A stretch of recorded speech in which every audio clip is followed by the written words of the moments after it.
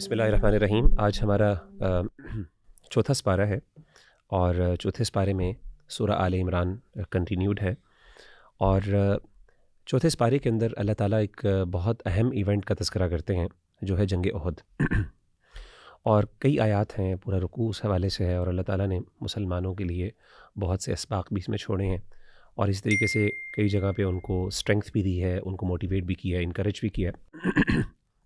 تو میں کچھ آیات آپ کے سامنے پیش کرنا چاہتا ہوں، اور خاص طور پہ آج کل because we are living in the age of turmoil, اور خاص طور پہ آج کل جو غزہ کے اندر ہو رہا ہے معاملہ، تو کچھ ان آیات کو اگر انسان پڑھتا ہے تو مجھے کافی ایک ریلیٹیبلٹی نظر آتی ہے اس میں۔ آیت نمبر 139 میں اللہ تعالیٰ فرماتے ہیں وَلَا تَهِنُوا وَلَا تَحْزَنُوا وَأَنْتُمُ الْأَعْلَوْنَ إِن كُنتُم مُؤْمِنِينَ، کہ تم کمزور نہ پڑو اور نہ تم غم کرو، تم ہی آخر کار غالب آنے والے ہو، ان کنتم مؤمنین، اگر تم واقعی ایمان رکھنے والے ہو۔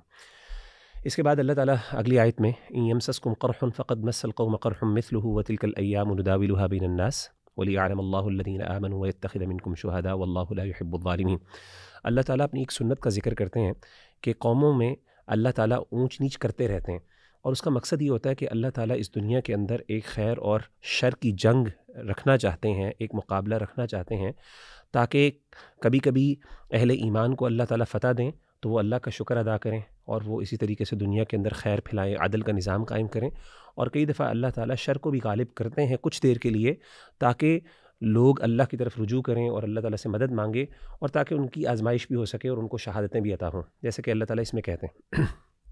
آگے چل کے کچھ آیات کے بعد اللہ تعالیٰ اللہ کے رسول صلی اللہ علیہ وسلم کے حوالے سے ذکر کرتے ہیں اس کا کانٹیکس یہ ہے کہ غزوہ احد کے اندر آپ کو پتہ ہے کہ اللہ کے رسول صلی اللہ علیہ وسلم کے بارے میں یہ افواہ پھیل گئی کہ آپ صلی اللہ علیہ وسلم شہید ہو گئے، تو اللہ تعالیٰ فرماتے ہیں وہاں پہ وما محمد الا رسول قد خلت من قبله الرسل افان مات او قتل انقلبتم على اعقابكم ومن ينقلب على عقبيه فلن يضر الله شيئا وسيجزي الله الشاكرين، کہ اللہ کے رسول صلی اللہ علیہ وسلم یعنی محمد صلی اللہ علیہ وسلم اللہ کے ایک رسول ہیں، اور اس سے پہلے بھی رسول کافی گزر چکے ہیں، تو اگر رسول صلی اللہ علیہ وسلم فوت ہو جائیں یا شہید کر دیے جائیں تو تم کیا اپنی ایڑیوں کے بل پر واپس مڑ جاؤ گے؟ اور پھر اللہ نے فرمایا کہ جو بندہ اس کی بنیاد پر اللہ تعالیٰ سے دور ہو جائے گا یا پھر ایڑیوں کے بل مڑ جائے گا فلن یضر اللہ شیئا، وہ اللہ کو کوئی تکلیف نہیں دے سکتا، یعنی اس سے اللہ تعالیٰ کو کوئی نقصان نہیں ہوگا۔ تو ان آیات کو سامنے رکھتے ہوئے ایک حدیث میرے سامنے گزری، خاص طور پہ جیسے میں نے بتایا کہ غزہ کے حوالے سے سیدنا انس بن مالک رضی اللہ تعالیٰ عنہ سے مروی ہے، فرماتے ہیں کہ اللہ کے رسول صلی اللہ علیہ وسلم نے فرمایا کہ ان عظم الجزاء مع عظم البلاء، کہ جتنی زیادہ تکلیف، جتنی بڑی پریشانی آتی ہے اتنی ہی بڑی اللہ کی طرف سے اس کے لیے ریوارڈ، اتنا ہی بڑا اس کے ساتھ ریوارڈ بھی ہوتا ہے اللہ کی طرف سے۔ وَإِنَّ اللَّهَ إِذَا أَحَبَّ قَوْمًا ابْتَلَاهُمْ، جب بھی اللہ تعالیٰ کسی قوم سے محبت کرتے ہیں تو اللہ ان کی آزمائش کرتے ہیں۔ فَمَن رَضِيَ فَلَهُ الرِّضَا وَمَن سَخِطَ فَلَهُ السَّخَط، تو جو لوگ اللہ کی اس تقدیر پہ راضی ہو جاتے ہیں، اس چیلنج کو قبول کرتے ہیں اور اس کی وجہ سے اپنی اصلاح کرتے ہیں، تو ان کے لیے تو اللہ کی رضا ہے، اور جو اس کی وجہ سے مایوس ہو جاتے ہیں، اللہ سے ناراض ہو جاتے ہیں، تو پھر اللہ کی ناراضگی ان کے لیے۔ تو ہمیں پتہ چلا کہ خاص طور پہ جب بھی اللہ کی طرف سے آزمائش ہوتی ہے پھر دو قسم کے لوگ ہوتے ہیں، کچھ ہوتے ہیں جو اس آزمائش کی بنیاد پر بالکل اللہ تعالیٰ سے مایوس ہو جاتے ہیں، جبکہ دوسرے جو ہیں وہ اپنی اسٹرینگتھ ریگین کرتے ہیں اور دوبارہ اس کے بارے میں یعنی دوبارہ اس سے انرجی یعنی گیدر کرتے ہیں، اور اس سے یعنی it becomes a source of خیر for them and betterment for them, وہ اس سے اپنے آپ کو امپروو کرتے ہیں۔ جیسے کہ ایک اور حدیث ہے اللہ کے رسول صلی اللہ علیہ وسلم کی بڑی مشہور حدیث ہے کہ بلکہ ایک صحابی کی، انہوں نے کہا المستورد القرشی رضی اللہ تعالیٰ عنہ، وہ فرماتے ہیں کہ اللہ کے رسول صلی اللہ علیہ وسلم نے فرمایا کہ قیامت کے قریب رومی غالب آ جائیں گے، رومنز غالب آ جائیں گے، تو صحابہ نے پوچھا کہ آگے حضرت غالباً عمر بن عاص تھے، سعد بن ابی وقاص تھے، عمر بن عاص تھے رضی اللہ تعالیٰ عنہ، تو انہوں نے پوچھا کہ یار کیا وجہ ایسی؟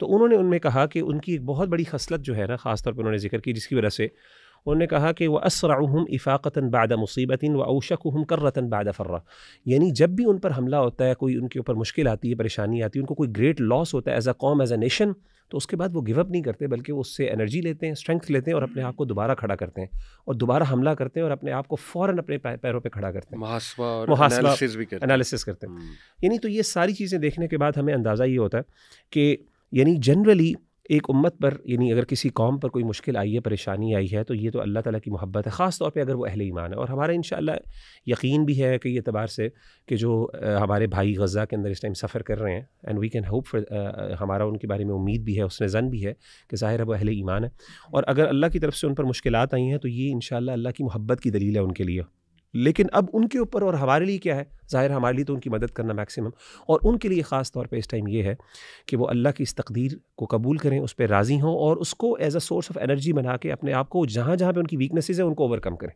اور ہم بھی ایز من حیث القوم یا من حیث الملت جو ہے اپنے اس ٹریجڈی سے سبق حاصل کرتے ہوئے اپنے آپ کو ان ایریاز میں اسٹرینتھن کریں جہاں پہ ہم ویک ہیں اور جہاں جس کی وجہ سے ہمیں یہ نقصان ہے. کسی نے پوچھا کہ مکہ، مدینہ اور القدس، ان 3 جگہوں پہ رہنا کیا بہت بڑی ذمہ داری نہیں ہے؟ کیونکہ ایسے ہمیں صحابہ کے بھی بیانات ملتے ہیں کہ دے وشڈ کہ مدینہ سے وہ باہر چلے جائیں، کیونکہ مے بی وہاں پہ رہ کر کوئی گناہ ہو جائے تو وہ بہت زیادہ پھر اس کا امپیکٹ ہے. اس طرح کی کوئی سوچ ہمیں ملتی ہے اسلاف میں، کیونکہ کئی لوگ مکہ مدینہ شفٹ ہونا تو چاہتے ہیں لیکن maybe they don't realise کہ کتنی بڑی ذمہ داری ہے کہ وہاں پہ جب آپ رہیں گے تو اس جگہ کی بہت ایک وہ ظاہر ہے وہ اسٹیٹس بھی ہے، تو بڑا کیئرفلی نہیں رہنا پڑے گا ان علاقوں میں. ہاں جی بالکل. دیکھیں جہاں پہ اجر ہے ان جگہوں پہ نماز پڑھنے کی، یعنی مسجد الحرام میں اور مسجد النبوی میں، وہاں پہ ترک الصلاۃ جو ہے ایسی جگہوں پہ وہاں پہ گناہ بھی اتنا ہی زیادہ ہوگا. لیکن صحابہ کا جو مدینہ سے نکلنا تھا وہ ایک ذمہ داری کے تحت تھا، اور وہ ذمہ داری باقاعدہ اس بارے میں بھی ہے، کنتم خیر امۃ اخرجت للناس تأمرون بالمعروف وتنہون عن المنکر. انہوں نے اس ذمہ داری کو پہچانا تھا، ان کو پتہ تھا کہ رسول اللہ صلی اللہ علیہ وسلم کا جو مشن ہے وہ صرف حجاز تک محدود نہیں ہے. تو آپ دیکھیں گے صحابہ جو ہیں انہوں نے وہ نکل کے گئے ہیں اور انہوں نے جا کے رومنس کو بھی انکاؤنٹر کیا ہے، پرشینس کو بھی کیا ہے. رسول اللہ صلی اللہ علیہ وسلم نے اپنی زندگی میں ہی رومیوں کو خط بھی لکھا اور کسریٰ کو بھی خط لکھا. تو صحابہ یہ اپنی ذمہ داری سمجھتے تھے، اور میں اس ذمہ داری کو اور اس پوائنٹ کو مغیرہ بھائی کی بات سے ہی جوڑوں گا جو انہوں نے پہلے کی. نمبر 1 یہ جو عمرو بن العاص رضی اللہ عنہ کی جو بات ہے نا رومیوں کے بارے میں، یہ ہم نے ورلڈ وار 2 کے بعد اس کو دیکھا بھی ہے مینیفیسٹ ہوتے ہوئے کہ ورلڈ وار 2 میں انہوں نے اپنے آپ کو بالکل تباہ کر دیا تھا، یہاں تک کہ جرمنز جو ہیں بالکل زیرو ہو گئے تھے. صحیح. اور انہوں نے کیسے بلڈ کیا اپنے آپ کو کہ آج آپ کو محسوس بھی نہیں ہوتا کہ یہ وہ قوم ہے جو اتنی تباہ ہوئی ہوئی تھی.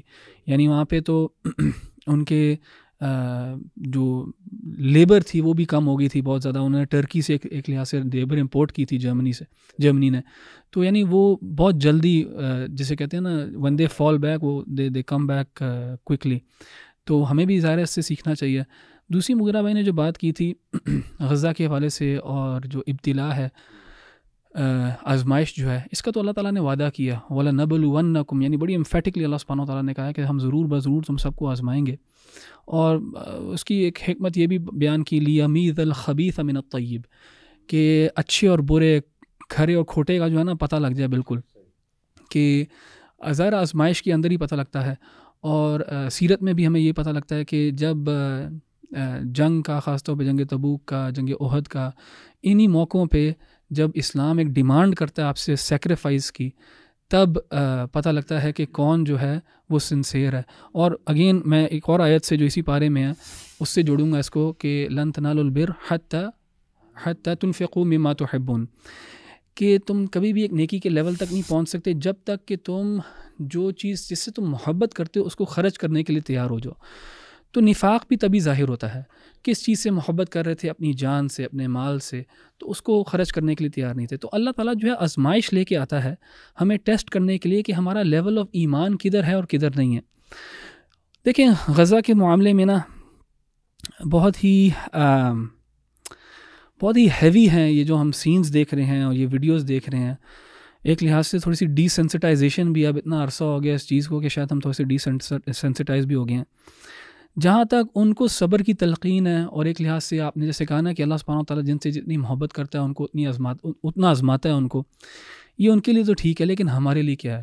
ہمارے لیے یہ ہے کہ شرم کا مقام ہے، اور شاید اللہ سبحانہ وتعالیٰ اسی آزمائش کے ذریعے ہمیں سزا دے گا کہ ہم نے اپنی ذمہ داری کتنی پوری کی، کتنی نہیں کی، ہمیں کیا کیا تھا. چہرے بے نقاب ہو رہے ہیں. بالکل جیسے آپ نے کہا نا یمیز اللہ الخبیث من الطیب، کہ ہم لوگ، ہمارا ایمان سامنے آ رہا ہے کہ ہم کس ایمان. بالکل. اور یہ بڑا یعنی کہہ دینا آسان ہے ہمارے لیے یہاں پہ کہ یہ آزمائش ہے غزہ والے لوگوں کے لیے، ان کو صبر کرنا چاہیے.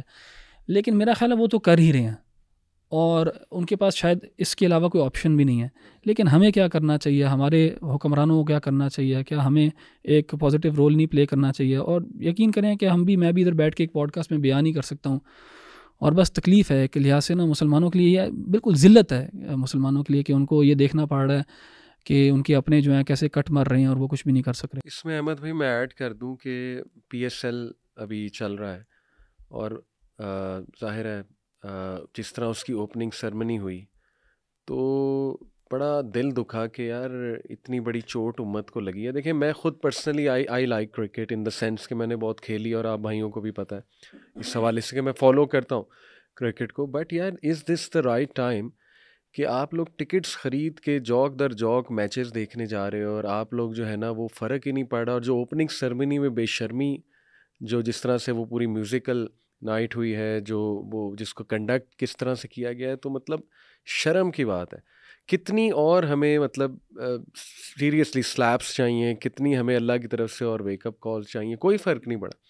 اور میں تو حیران ہوں, میں بہت اوپنلی کرٹیسائز کرنا چاہوں گا ان کرکٹرز کو جو ماشاء اللہ ٹھیک ہے دین کی بات کرتے ہیں, تو why didn't they speak against it? مطلب کیوں وہ اوپننگ سرمنی پہ نہیں بولے, کیوں میری تو شکایت ہے کہ وہ جو کولیبریشنز اور ان کے ساتھ بھی ہو رہی ہیں ایسے برانڈس کے ساتھ, اللہ معاف کرے, جو ڈائریکٹ سپورٹ کر رہے ہیں اس ٹائم جینوسائڈ کو, اللہ معاف کرے. یار مطلب احمد بھائی عثمان خواجہ میں ان کی مثال دینا چاہوں گا, آسٹریلین کرکٹر ہیں, آپ نے دیکھا ہے کس طرح مقابلہ کیا اس بندے نے. I will like to appreciate him and I will like to make دعا فار ہم کہ ماشاء اللہ جیسے بھی وہ مسلمان ہیں, چلیں یہ ایک الگ ڈبیٹ ہے, لیکن ماشاء اللہ دا وے ہی ٹوک اے اسٹینڈ. اور ابھی ریسنٹلی ماشاء اللہ انہوں نے باقاعدہ پوسٹ لگائی ہے کہ میں نے اتنے $1,000 ہم لوگوں نے کلیکٹ کر لیے ہیں غازہ کے لیے اور وی آر سینڈنگ. اور وہ ماشاء اللہ شرٹس پہنتے ہیں غازہ کی سپورٹ میں, اور کس طرح انہوں نے ٹف ٹائم دیا آئی سی سی کو, اور آسٹریلین کرکٹ بورڈ نے ان کو سپورٹ دی. یعنی شیم آن آر کرکٹ بورڈ.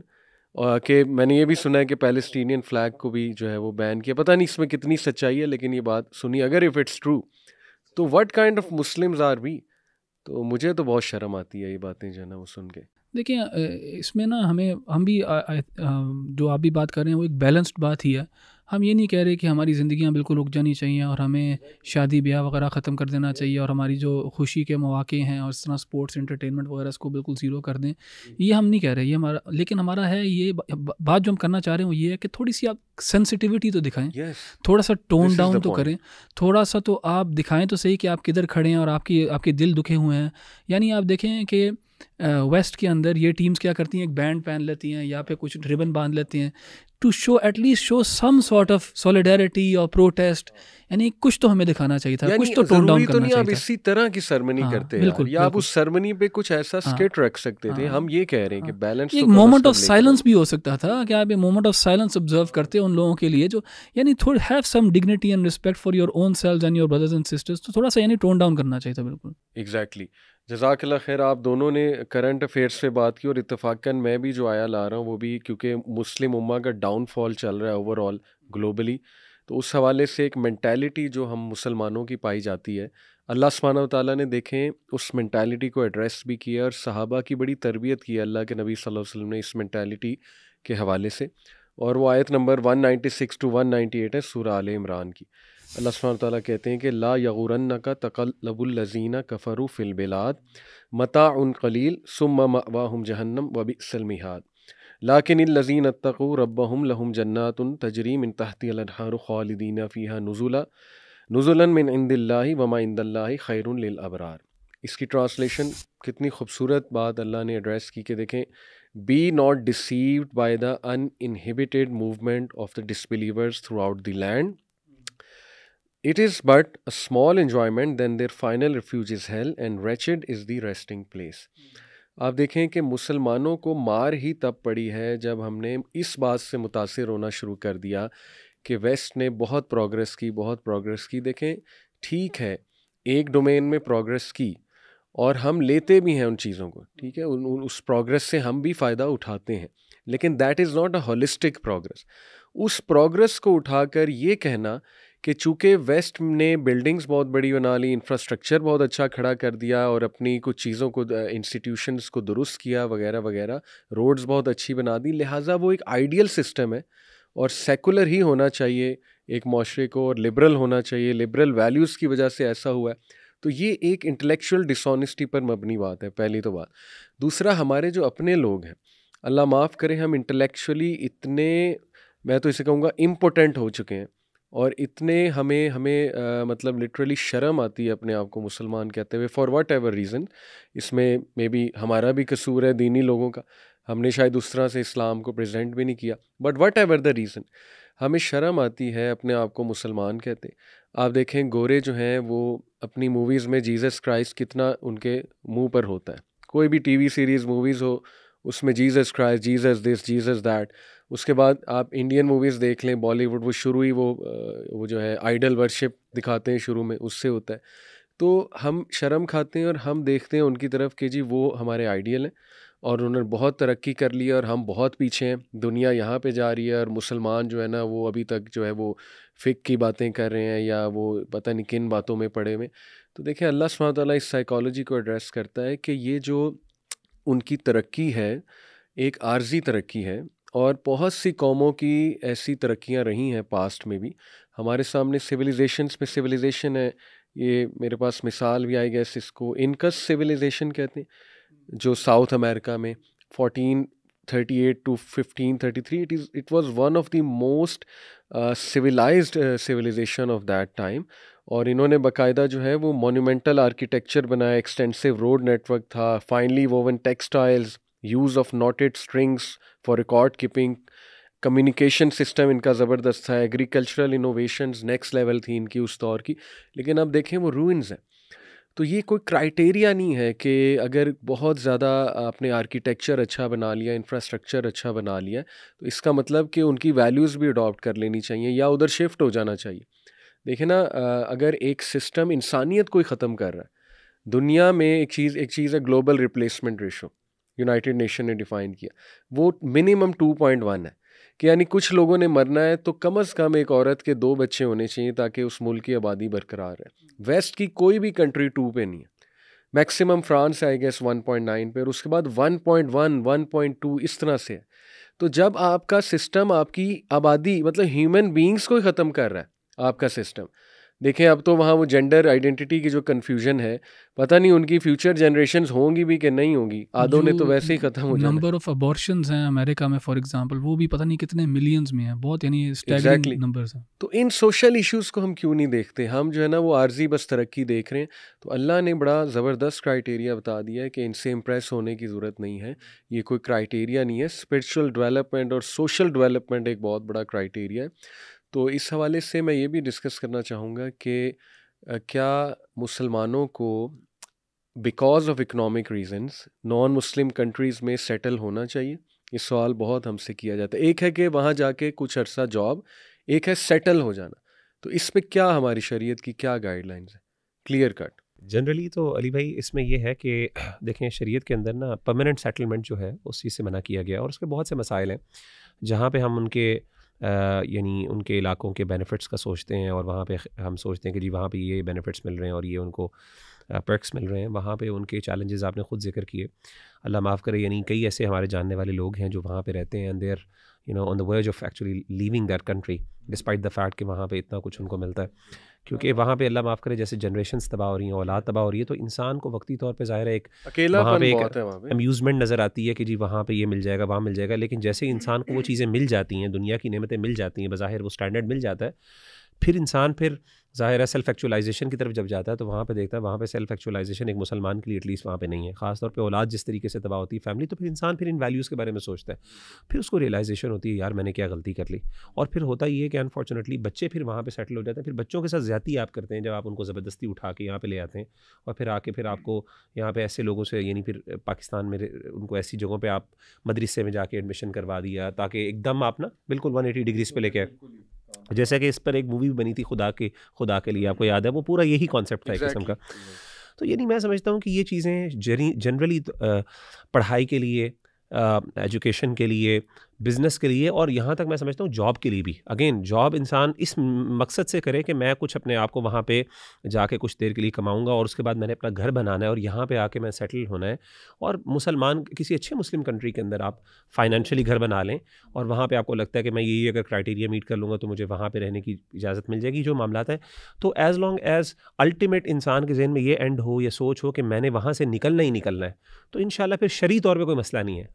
الٹیمیٹلی اگر انسان کا یہ ہو. لیکن اگر پلان ہو کہ سیٹل ہو جانا, یہ جو ہے نا کہ بس اب میری وہاں پہ ہی موت ہے, زندگی ہے, اور بچے بھی اولادیں بھی وہاں پہ ہمیشہ کے لیے, تو میں سمجھتا ہوں یہ قرآن نے اس کی ایٹ لیسٹ اجازت نہیں دی. آگے ہم انشاءاللہ سورۃ الانفال, ہاں جی بالکل, سورۃ الانفال میں جب ہم انشاءاللہ آگے چلیں گے تو اس میں یہ آیات بھی آئیں گی, اس پر انشاءاللہ مزید ڈسکشن بھی کر لیں گے. تو اگین ہمارا دین اس چیز کو, اور وہ لوگ, میں نے وہی والی بات ہے کہ ہم شاید اپریشیٹ نہیں کر پاتے جو لوگ رہے ہیں وہاں پہ, جیسے آپ رہے ہیں, تو آپ کو یہ چیزیں بہت اچھے انداز سے پتہ چل جاتی ہوں گی وہاں پہ کہ یار یہ چیزیں الٹیمیٹلی انسان کو یہی ریئلائزیشن ہوتی ہے کہ ٹھیک ہے بندہ پرکس وغیرہ تھوڑے بہت انجوائے کرتا ہے, لیکن at the end of the day ہمارا جو اسلامک ملک ہے وہیں پہ خیر ہے, اگرچہ وہاں پہ اور بھی مسائل ہیں. تو وقتی طور پہ کچھ نقصان سے بچنے کے لیے, پرابلم سے بچنے کے لیے انسان چلا جائے تو انشاءاللہ کوئی مسئلہ نہیں. یہاں پہ میں کلیریفیکیشن کر دوں, یہ آیا میں نے کوٹ کی نا, تو کچھ لبرلز, ہمارا لبرل طبقہ اس پہ مذاق بھی اڑاتا ہے کہ جی مولویوں کے پاس آ جا کے یہی جواب ہے کہ ویسٹ نے جتنی ترقی کی ہے ڈزنٹ میٹر, جانا تو جہنم میں ہی ہے انہوں نے, کیونکہ اس آیا میں بھی ہے نا کہ اصل میں تو ٹھکانہ ان کا جہنم ہے. دیکھیں اس کا ایک بیک گراؤنڈ ہے, یہ مشرکین مکہ کے بارے میں بات ہو رہی ہے جو ٹروتھ کو ریجیکٹ کر چکے ہیں, اور وہ اس بات پہ اترا رہے ہیں کہ دیکھو ہم نے تو ترقی بہت کر لی ہے, ہم تو گاڈ لیس ہیں, لیکن اس کے باوجود ہم بہت بڑی سویلائزیشن ہے. تو ان کی آکڑ کے جواب میں یہ کہا جا رہا ہے, ایک تو مسلمانوں کو منع کیا جا رہا ہے کہ اس بات سے امپریس نہ ہو, اور اس آکڑ کا جواب یہ ہے کہ جو مرضی کر لو تم, لیکن اللہ تعالیٰ کی پنشمنٹ سے نہیں بچ سکتے. تو یہ ایک بیک گراؤنڈ ہے. اور ایک اور بس لاسٹ میں شیئر کر دوں, اس میں ڈیلیڈ گریٹیفیکیشن کا بھی بڑا زبردست کنسیپٹ ہے. اسلام جو ہے وہ ڈیلیڈ گریٹیفیکیشن کی طرف انسان کو لاتا ہے بجائے کہ انسٹنٹ, کیونکہ انسٹنٹ آپ لے تو لیتے ہو لیکن اس کے پھر بعد میں نقصانات آتے ہیں, سوشل نقصانات آتے ہیں. تو اسلام جو ہے وہ مسلمانوں کی جو تربیت کرتا ہے ذہنی طور پہ کہ صبر کر جاؤ, اور اس سے پہلے کہ تم کوئی چیز جلدی سے حاصل کرنے کی کوشش کرو, لالچ میں آ کے, گریڈ میں آ کے کوئی فیصلہ غلط کر جاؤ, تو سوچو, تدبر کرو, تفکر کرو, بیٹھو اور ڈیلے کرو گریٹیفیکیشنز کو, اور اس کا رزلٹ بہت اچھا آئے گا, اور الٹیمیٹ رزلٹ جنت تو ہے ہی, سبحان اللہ, ساری ڈیلیڈ گریٹیفیکیشنز کا. تو یہ میری ریفلیکشن نمبر 1. اللہ کے رسول صلی اللہ علیہ وآلہ وسلم کے پیارے صحابی سیدنا ابو طلحہ الانصاری رضی اللہ تعالی عنہ کے پاس ایک بہت خوبصورت باغ تھا, جس کے اندر ایک کنواں جس کا نام بئر روحا تھا. وہ آپ کو بہت پسند تھا کیونکہ اللہ کے رسول صلی اللہ علیہ وسلم اس باغ میں آیا کرتے اور اس کنویں سے پانی پیا کرتے تھے.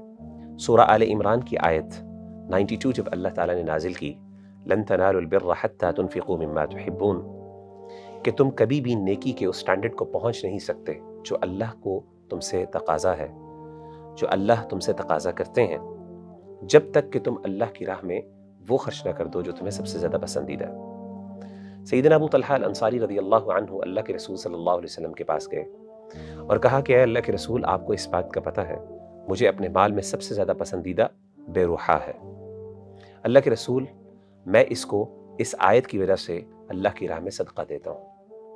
اللہ کے رسول صلی اللہ علیہ وسلم نے جب ابو طلحہ الانصاری کے اس جذبے کو دیکھا تو بڑے خوشی سے کہا کہ یا ابا طلحہ فذلک مال رابح, یہ تو تم نے بہت ایک پروفیٹیبل ڈیل کی ہے اللہ تعالیٰ کے ساتھ. میرے بھائی اور میری بہنوں, میں اپنے آپ سے اور آپ سے ایک سوال کرتا ہوں, مجھے یہ بتائیے کیا اگر آپ کو اس طرح کی کوئی پروفیٹیبل ڈیل ملے تو کیا آپ اس کو لینا پسند کریں گے؟ اگر ہاں تو آئیے میرے پاس ایک آپ کے لیے پروفیٹیبل ڈیل ہے.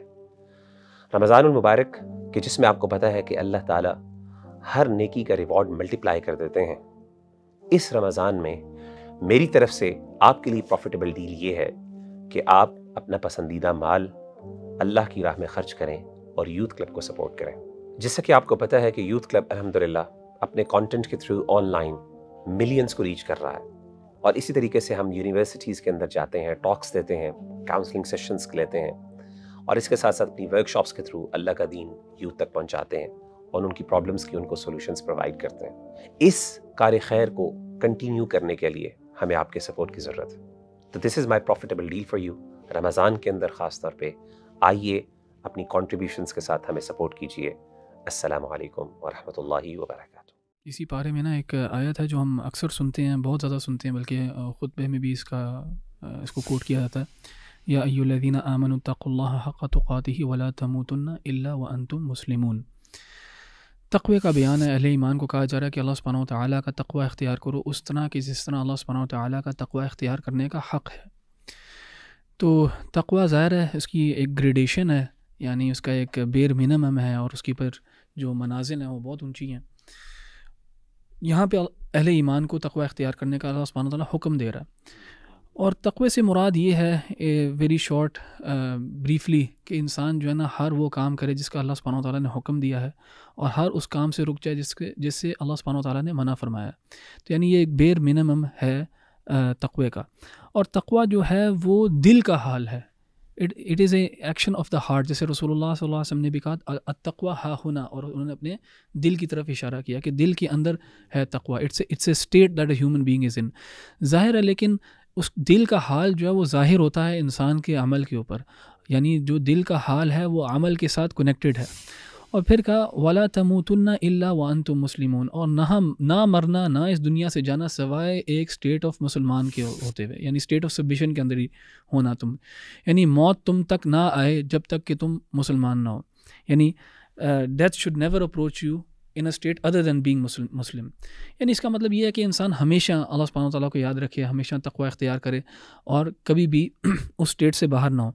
اب دیکھیں تقوی کا ہی تقاضا یہ ہے کہ انسان جو ہے وہ اللہ سبحانہ وتعالیٰ کا کہ حکم کو بجا لے کے آئے، چاہے اس کو نقصان ہو رہا ہو. اور اس میں اسی پارے میں ایک اور آیت بھی ہے کہ یا ایھا الذین آمنوا لا تأکلوا الربا اضعافا مضاعفا. اللہ تعالیٰ نے اہل ایمان کو حکم دیا ہے کہ ربا جو ہے اس کو کنزیوم نہ کرو، انٹرسٹ یوزری کو نہ کنزیوم کرو، خاص طور پہ کمپاؤنڈڈ انٹرسٹ جو ہے. اضعافا مضاعفا کا مطلب ہے جو بڑھتا جاتا ہے. اینڈ ظاہر ہے اس میں انسان کا فائدہ ہے. اب وہ اپنے فائدے سے کیوں ہٹے گا؟ تقوی کی وجہ سے. وَاتَّقُوا اللَّهَ لَعَلَّكُمْ تُفْلِحُونَ. اگین تقوی کا ورڈ یہاں پہ یوز کیا گیا. اور اللہ تعالیٰ کا تقوی اختیار کرو یعنی fear Allah with regards to Rabba. اور یہ جو تمہیں نفع ہو رہا ہے اس سے اپنے آپ کو دور کر لو اگر تم فلاح پانا چاہتے ہو، اگر تم سکسیس چاہتے ہو. وَاتَّقُوا النَّارَ الَّتِي أُعِدَّتْ لِلْكَافِرِينَ. پھر وہی تقوی، اور تقوی کا جو ورڈ ہے وہ وقایا سے نکلا ہے. وقایا کا مطلب ہوتا ہے شیلڈ، اپنے آپ کو بچانا. تو یہاں پہ وَاتَّقُوا النَّارَ یعنی اپنے آپ کو بچاؤ. التی اعدت للکافرین، وہ والی آگ، اپنے آپ کو اس آگ سے بچاؤ جو کافرین کے لیے تیار کی گئی ہے. واطیعوا اللہ والرسول لعلکم ترحمون. اور اللہ کی اطاعت کرو اور اس کے رسول کی اطاعت کرو تاکہ تم پہ رحم کیا جائے. دیکھیں یہ رسول کی اطاعت بھی جو ہے نا یہ بھی بڑا ایک اہم موضوع ہے. ہمارے ہاں کچھ لوگ ہیں جو قرآن کو ہی فرسٹ اینڈ لاسٹ ورڈ مانتے ہیں اور کہتے ہیں کہ بس جو قرآن میں ہم اسی کو فالو کریں گے، اور سنت و حدیث جو ہے اس کی سورس جو ہے کویسچنیبل ہے اور اس میں شاید غلط صحیح جو ہے ہمیں پتہ نہیں ہے کیا نہیں ہے.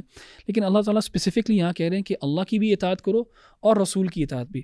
اور آخری آیت جو میں اسی آئیڈیا کے اندر شیئر کرنا چاہ رہا ہوں تقوی کے ساتھ جوڑ کے، اور رسول اللہ صلی اللہ علیہ وسلم کی ذمہ داریاں کیا ہیں وہ بھی ادھر ہی مینشنڈ ہیں.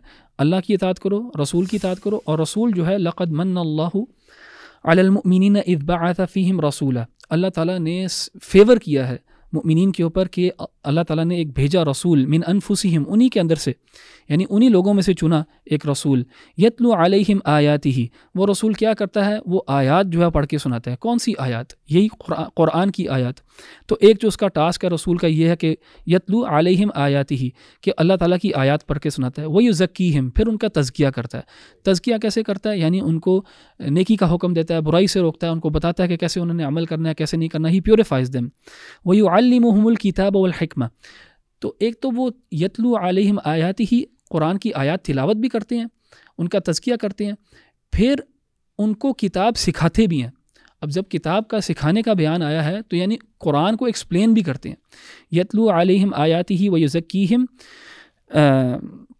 ویعلمہم الکتاب والحکمہ، کتاب بھی سکھاتے ہیں اور حکمت بھی. اور حکمت سے کیا مراد ہے یہاں پہ؟ کتاب کا تو بیان ہو گیا نا قرآن. حکمت سے اکثر علماء جو ہیں وہ رسول اللہ صلی اللہ علیہ وسلم کا طریقہ، رسول اللہ صلی اللہ علیہ وسلم کی سنت، تو وہ بھی سکھاتے ہیں. اور قرآن ہی انڈورس کر رہا ہے یہاں پہ سنت کو. وَإِن كَانُوا مِن قَبْلُ لَفِي ضَلَالٍ مُبِينٍ. اور اس سے پہلے یہ سب جو لوگ ہیں عرب کے یہ کلیئر ایک گمراہی کے اندر تھے. تو تقوی کا جو حکم ہے وہ بہت امپورٹنٹ ہے، اور اسی وجہ سے انسان اپنے آپ کو روکے گا from whatever benefit they are receiving. یعنی آپ کیوں ربا سے روکو گے سوائے اس کے کہ اللہ تعالیٰ کا تقوی، اللہ تعالیٰ نے حکم دیا، اس وجہ سے انسان رک جائے. اور تقوی کا یہ تقاضا ہے کہ اللہ اس کے رسول کی اطاعت کی جائے، اور رسول کی اطاعت کا مطلب ہے کہ اس کی سنت پہ بھی عمل کیا جائے. جزاک اللہ خیر. آخری چیز میں ایک آیت شیئر کرنا چاہ رہا ہوں سورۃ النساء کے حوالے سے. سورۃ النساء آپ کو پتہ ہے خواتین کے حوالے سے کئی احکامات اللہ تعالیٰ نے اس میں ذکر کیے ہیں، اور ہمارے ہاں جیسے امت میں مختلف جو یعنی آپ سمجھ لیں سیکشنز ہیں ہماری امت کے، اس کے اندر جیسے ڈکلائن آیا، تو فقہ کے اندر جو ایک ڈکلائن علماء کہتے ہیں اس کی ایک نشانی یہ ہے کہ احکامات اور رولنگز کی اسپرٹ جو تھی اس کو اگنور کرنا شروع کر دیا گیا، اور صرف فوکس کر دیا گیا کہ اس کو جو بظاہری یعنی اس کی جو ایک اپیرنٹ اس کی رولنگ ہے یا پھر حکم ہے اس کو پورا کر دیا جائے، لیکن اس کی اسپرٹ جو ہے اس کو ڈیورس کر دیا گیا۔ تو میں ایک مثال دینا چاہتا ہوں یہاں پہ مہر کے حوالے سے۔ تو سورۃ النساء کے آیت نمبر 4 میں یا چوتھی آیت میں اللہ تعالیٰ مہر کے حوالے سے جو ڈاوری دی جاتی ہے عورت کو شادی کے موقع پر، اور جو نکاح کی شرائط میں سے ایک اہم شرط ہے، اللہ فرماتے ہیں وَآتُوا النِّسَاءَ صَدُقَاتِهِنَّ نِحْلَةً، کہ تم خواتین کو دو ان کے مہر نحلتاً خوش ہو کر۔ اور بعض علماء نے کہا کہ اس سے مراد ہے گفٹ کے طور پہ، یعنی جیسے گفٹ دیا جاتا ہے محبت کے ساتھ اور خوشی کے ساتھ، اس طریقے سے اس کو دو۔ فَإِن طِبْنَ لَكُمْ عَنْ شَيْءٍ مِّنْهُ نَفْسًا فَكُلُوهُ هَنِيئًا مَرِيئًا، ہاں اگر وہ اپنی مرضی سے تمہارے لیے کچھ چھوڑ دیں اس میں سے، معاف کر دیں، تو تم پھر اس کو کھا سکتے ہو، تمہارے لیے منع نہیں ہے۔ اچھا، آگے اللہ تعالیٰ نے یعنی اس سورۃ النساء کے یعنی جہاں پہ سپارہ ختم ہوتا ہے اس کے اینڈ پہ آیت نمبر 20 میں اللہ تعالیٰ بیان کرتے ہیں وَإِنْ أَرَدْتُمُ اسْتِبْدَالَ زَوْجٍ مَّكَانَ زَوْجٍ وَآتَيْتُمْ إِحْدَاهُنَّ قِنطَارًا فَلَا تَأْخُذُوا مِنْهُ شَيْئًا، یعنی اگر تم نے اپنی بیوی کو ریپلیس کرنا ہے اور تم نے اپنی پچھلی بیوی کو ایک خزانہ دیا ہوا ہے بطور مہر کے، فَلَا تَأْخُذُوا مِنْهُ شَيْئًا، تو اس سے واپس نہ لو، أَتَأْخُذُونَهُ بُهْتَانًا وَإِثْمًا مُبِينًا، تو اللہ تعالیٰ نے وہاں پہ کرٹیسائز کیا۔ ان دونوں آیات کو سامنے رکھتے ہوئے میں اس چیز کی طرف اشارہ دینا چاہتا ہوں کہ ہمارے ہاں انفارچونیٹلی فقہی احکام کو جو فقہی حکم کو بعض اوقات خاص طور پہ مہر کے حوالے سے بالکل نا اس کی اسپرٹ سے اس کو ڈیورس کر کے نا صرف وہ مہر ایک فارمیلٹی بنا دیا گیا، اور جی آپ نے پتہ نہیں وہ اتنے 50 روپے یا اتنے دینے ہیں، اور وہ آپ سے جو ہے نا وہ ایک لیگل اوبلیگیشن آپ کی پوری ہو جائے گی، اللہ معاف کرے۔ ان دونوں آیات کے اندر سبحان اللہ نے اس کی اسپرٹ کا بتایا کہ عورت کو آپ یہ کیوں دیتے ہو مہر، اصل میں عورت اپنا گھر چھوڑ کے آپ کے پاس آ رہی ہے تو آپ ایک تحفہ اس کو دیتے ہو، یعنی you welcome the lady with a gift, اور اسی لیے یہ کچھ بھی ہو سکتا ہے، یعنی اس کے لیے پیسے نہیں ہے، اس کے لیے آپ کوئی زیور بھی دے سکتے ہو، آپ اس کے لیے کچھ بھی دے سکتے ہو، اور اس کی کوئی اللہ نے لمٹ بھی مقرر نہیں کی بلکہ عرف کے مطابق۔ تو دوسری آیت میں اللہ نے خزانے کا ذکر کیا، یعنی لکنگ ایٹ یور پاکٹ، جتنا آپ افورڈ کر سکتے ہو، جتنا آپ کا عرف ہے، آپ کی ٹریڈیشن ہے، اس کے مطابق آپ اس کو دو، اس سے وہ راضی ہوگی، خوش ہوگی، ظاہر ہے اس کا ایک بہت بڑی قربانی اور سیکریفائس دے کے اپنی فیملی کو چھوڑ کے وہ آپ کے پاس آ رہی ہے۔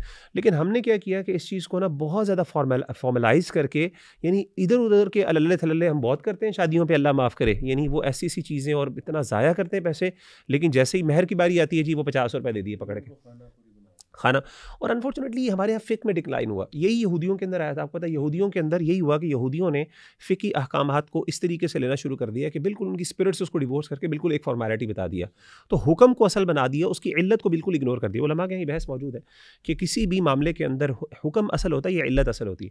تو ہمارے ہاں ابن تیمیہ رحمہ اللہ نے، اور خاص طور پہ مقاصد الشریعت پہ جنہوں نے کام کیا، ابن قیم وغیرہ نے، انہوں نے اس چیز پر بڑا، یہ ایک علمی بات ہے کہ انہوں نے مقاصد الشریعہ، انہوں نے کہا احکام جو ہے نا الامور بمقاصدها، یعنی احکامات جو ہیں ان کو مقاصد سے آپ ڈیورس، ان کے آبجیکٹو سے آپ ڈیورس نہیں کر سکتے۔ لیکن ہمارے ہاں فقہ کے اندر ایک بہت بڑا رجحان رہا فقہا کے، اور ہم اس کا ٹرینڈ دیکھتے ہیں۔ حیلہ، کتاب الحیل، یہ پورا یہی ہے کہ آپ نے علت سے ڈیورس کر دیا، اسپرٹ سے ڈیورس کر کے صرف آپ نے اوپر سے فارمیلٹی پوری کر دی۔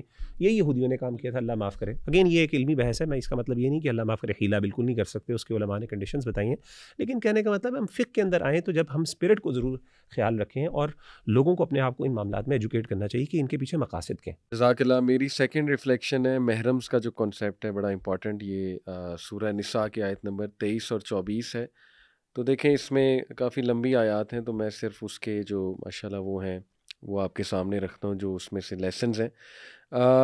پہلی تو بات ہے بوائز کے محرم، میل کے محرمز انہیں پتہ ہونے چاہیے، اور انفارچونیٹلی ہماری سوسائٹی کیونکہ ہندوانہ کسٹمز بہت فالو ہوتے ہیں، تو کزنز کو کزن سسٹرز سمجھا جاتا ہے اور کزن بردرز سمجھا جاتا ہے، اور اس کے کتنے نقصانات ہم نے اپنی آنکھوں سے دیکھے ہیں۔